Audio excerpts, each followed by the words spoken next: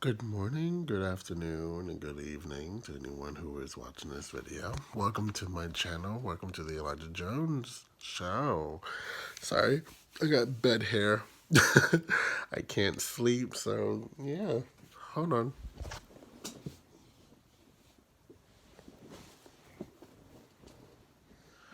Oh, hi. Sorry about that. I had to put on a shirt. Welcome to my show. Welcome to my channel. Welcome to my show. I am going to talk about depression because that's all I know how to talk about these days. Yeah. Well, obviously, you guys, I've been back on YouTube for about I want to say about 2, 3 weeks now, and it's amazing to actually be back on this, to be back on my channel and talking to you guys and telling you guys what's been going on in my life and yeah. Um, I want to talk about depression, anxiety, and all that great stuff that people have in the world. Even I, Elijah Jones, have it. You know. Basically, what I'm going to talk about today is on how I deal with depression and how my family, deals with me having depression and stuff like that.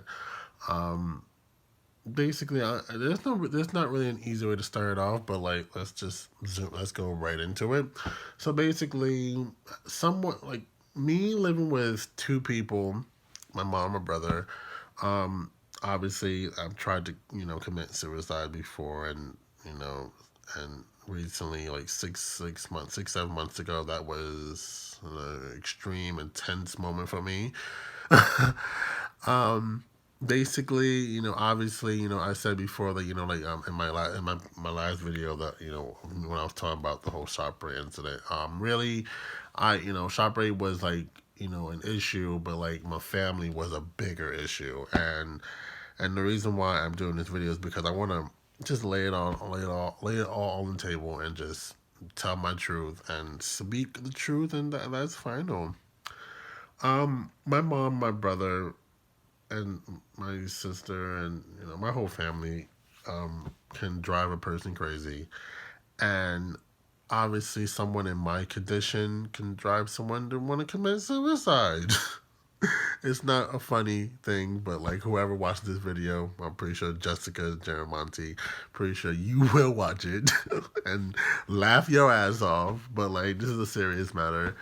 But like my mom and my brother can be really like not understanding people sometimes, and that can be a problem for me personally. And obviously sometimes they always think that I'm being really dramatic and stuff like that, and that's not necessarily the truth.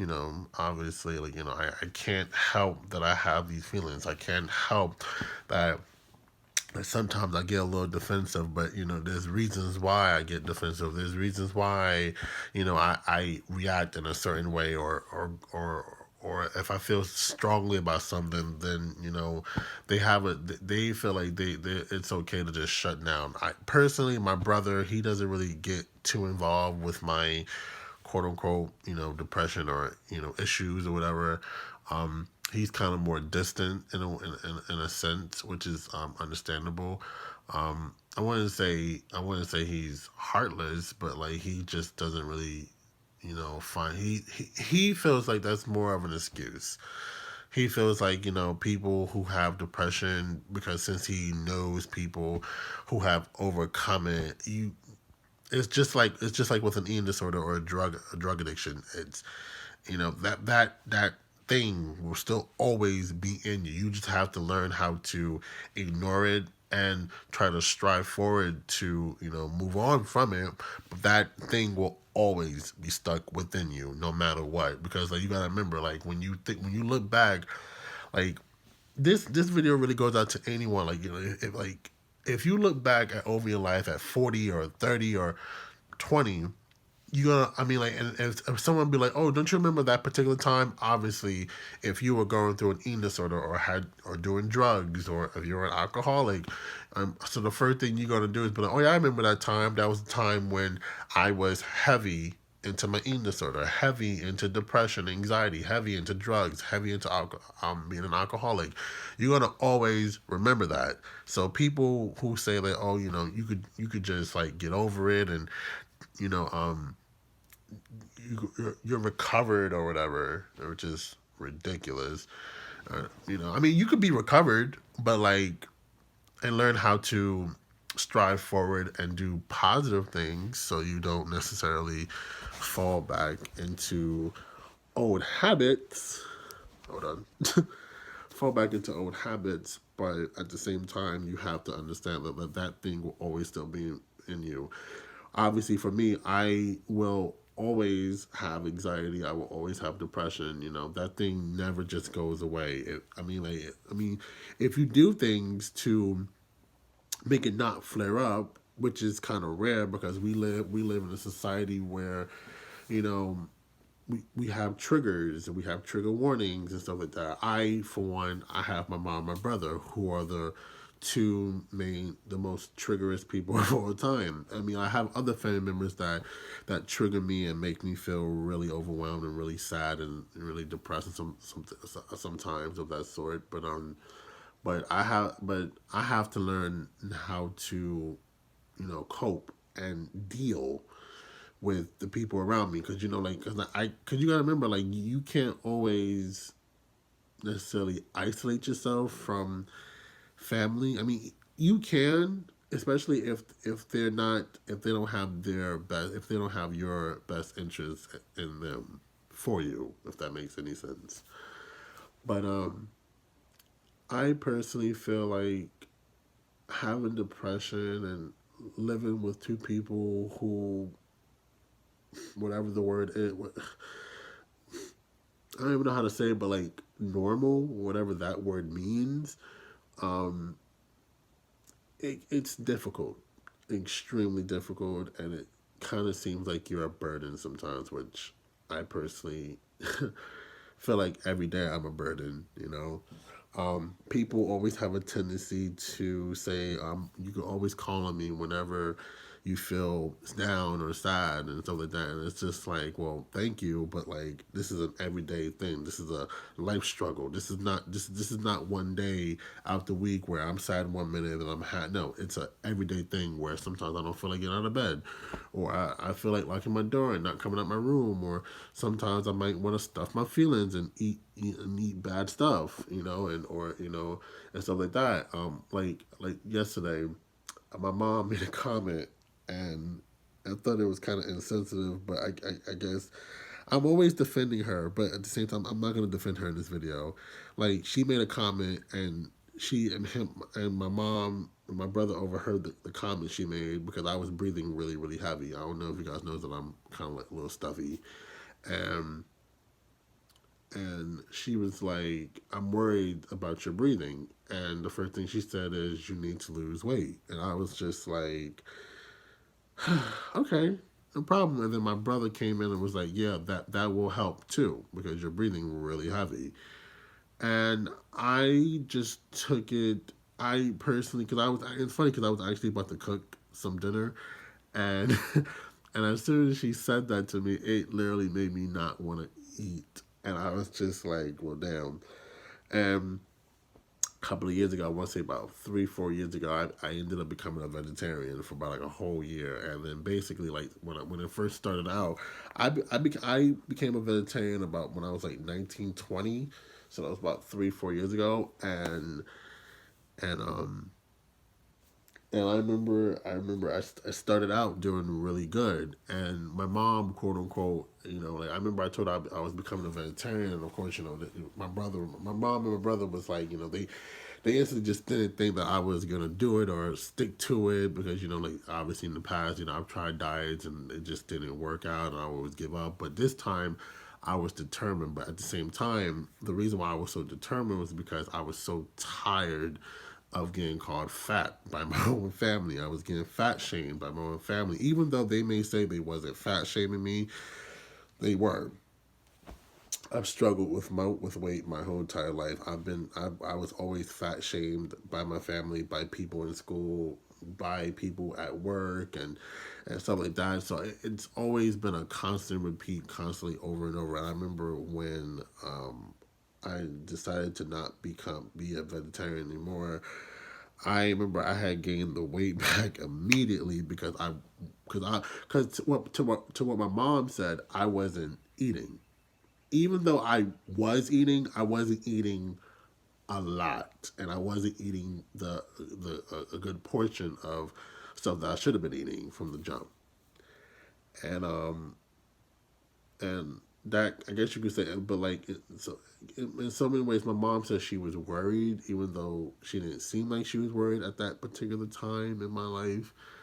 Um, and obviously, I think like I said, it started out as being a vegetarian, and then it started out just me just not eating, and that was really more so of control because I felt like my life was not being in control at the time. So the first thing I thought of was, hey, I'm already a vegetarian, so why not I don't eat for a while. And then there was days where my mom didn't have money, so we didn't have food in the house, so it was easy for me to starve myself because I didn't always have access to food, and stuff like that. So it was easy for me to to not eat all the time. It was easy. It was like my mom and my brother made it so easy for me to just starve myself. And of course, when people saw how thin I was, people would say, "Oh my God, like, how did you do it?" I would, of course, I would say I'm a vegetarian, even though I was, like you said, still eating. I wasn't eating big portions. I was eating extremely small portions, and I wasn't, and I was, and I guess you could say I was like extremely strict about like what I ate and what I didn't eat, and stuff like that. So because I was eating a lot of fruit and a lot of, and I was like eating a lot of pasta, I was eating a lot of starch. And the crazy thing about it is like obviously people who are heavy set, doctors always say like you need to stay away from like potatoes and rice and noodles and stuff like that because that's all starch and bread and stuff like that. All the starchy stuff that will make you gain weight. And the crazy thing about it was I was eating a lot of bread. I was eating a lot of pasta, a lot of rice, a lot of potatoes, and the crazy thing about it was I was constantly losing the weight, and I was just like, what in the world? I'm like, how the hell am I losing weight? And I'm not really. And I wasn't at the time. I wasn't working out, so I'm just like in my head thinking like, how the hell am I losing all this weight so fast? And also, I think it was also because I was 19 and I was still young, and so my metabolism was like more. It was more, I guess you could say, equipped a little bit more equipped. It was um, burning fat extremely fast. And then I remember there was a couple of times when I would quote unquote cheat and have some meat. And I remember one time I went to a barbecue with my mom at her friends, and obviously she wasn't a vegetarian; she was a meat eater. So she had like ribs and burgers and hot dogs, and I was like really trying my best to like not like overdo it, but I ended up overdoing it. And I guess you could say it kind of in so many ways, I guess you say it kind of like put me in a really dark place because it was like I was basically starving myself, and then I go from starving myself to like eating all this food and feeling somewhat okay, and then obviously going back home and then feeling like and then feeling like, okay, now I gotta be back on my strict diet because if I don't, I'm gonna get called fat by my mother and my brother and so many other people that I know in my family. And so yeah, so that lasted for about like a whole year, and my mom and my brother, they noticed that I had lost a lot of weight, but they didn't really know exactly why I was losing the weight per se. I did it, like I said, because I was depressed and I had like a lot of anxiety, and I wanted some control. But basically that's basically my issues with depression, anxiety, and stuff like that. And I sometimes feel like my mom and my brother don't always understand what I go through on a daily basis. Sometimes, I mean, I get it that quote unquote everybody goes through something, which I fucking hate. And then, whoever watches this video, I'm sorry for my language, but like I don't like when other people say, "Oh, well, you have it easy," because I'm pretty sure there's someone that have it worse than you, and I'm just like, don't say that to me. Don't say that to me. Like that's just being an ass right there. That's being such an asshole. And person, that's my opinion. You know, but yeah, sometimes I sometimes feel like I'm an outsider sometimes when it comes to my mom, my brother. Like I'm not really close to my mom, and the crazy thing about it is like I live in a house with my mom, and my brother, and I'm not even close with any of them. And personally, okay, this is gonna sound so weird, but like I don't really know my own mother and my own brother because it's like we all have totally different lives. I remember when I was working, we wasn't close. We rarely talked, and I remember this one particular incident where my mom was like, "Oh my god!" Like, because I remember I was working nonstop, and she was working nonstop, and my mom, I think she had like took a trip and then she came back and I was either it was late. Yeah, she had came back home and I was working and we didn't see each other for like maybe like two or 3 days or whatever. I remember one time I was going to work and she texted me for something and then she was like, "Oh my god, I miss you, I love you," and I was just like, "Woman, please, you don't miss me. You just miss I don't even know what you miss."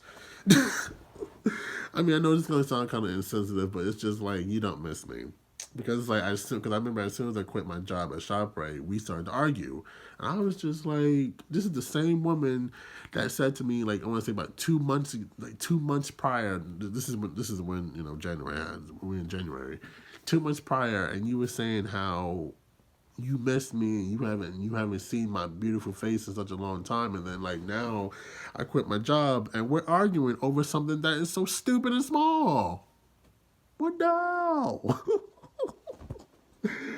So I mean, like I love my family, I do. Like I'm not. This is not a bashing video. It's not. It's just me telling my truth, and this is me saying how I truly feel and stuff like that. And that's final, but like I'm gonna end this video on a high note. Well, a high note and a low note, but like basically, like it's difficult living with two people who are quote unquote normal, whatever that word is.